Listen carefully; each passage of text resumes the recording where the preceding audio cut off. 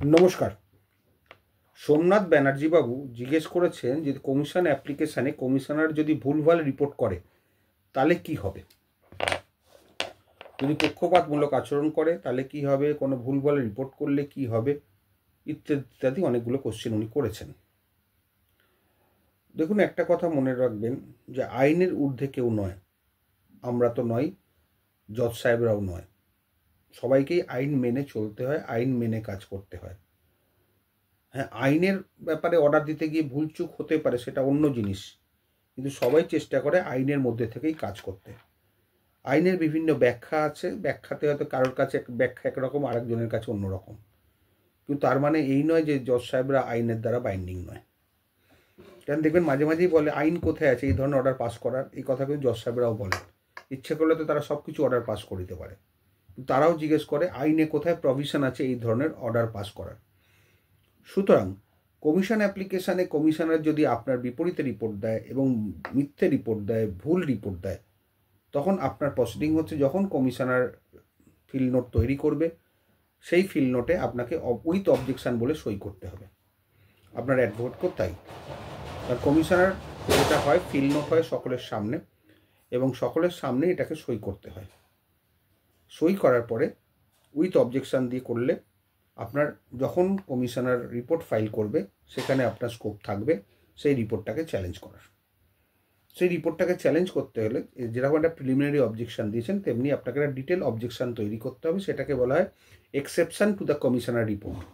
এটা হাইকোর্টেরও ভাষা, আর লোয়ার কোর্টে বা সাবঅর্ডিনেট কোর্টে, লোয়ার কোর্ট বলাটা ভুল, সাবঅর্ডিনেট কোর্টগুলোতে এটাকে বলা হয় objection against the commission report. সেই অবজেকশনটা সুন্দরভাবে কোথায় ভুল কমিশনার করেছে, আপনার সাপোর্টে আপনার কাছে কী কাগজ আছে, যদি ছবি থাকে ছবি আপনার অবজেকশন অ্যানেক্স করে কোর্টে দেবেন, এবং এইখানে আপনার রাইট হচ্ছে কমিশনারকে ক্রস করতে পারবেন। কমিশনারকে ক্রস করতে পারবেন সম্পূর্ণভাবে, ওই রিপোর্টটাকে চ্যালেঞ্জ করতে পারবেন। কেউ আইনের ঊর্ধ্বে নয়, সুতরাং আপনি নিশ্চিন্তে থাকুন। কমিশন চ্যালেঞ্জ করার অধিকার প্রত্যেকের, যারা কমিশনে যারা parties to the suit, advocate, প্রত্যেকেরই চ্যালেঞ্জ করতে পারেন, কমিশনের রিপোর্টে অবজেকশন দিতে পারেন, সব কিছু করতে পারেন, কোথাও কোনো বাধা নেই। আশা করি বুঝতে পারলেন। ভালো থাকবেন।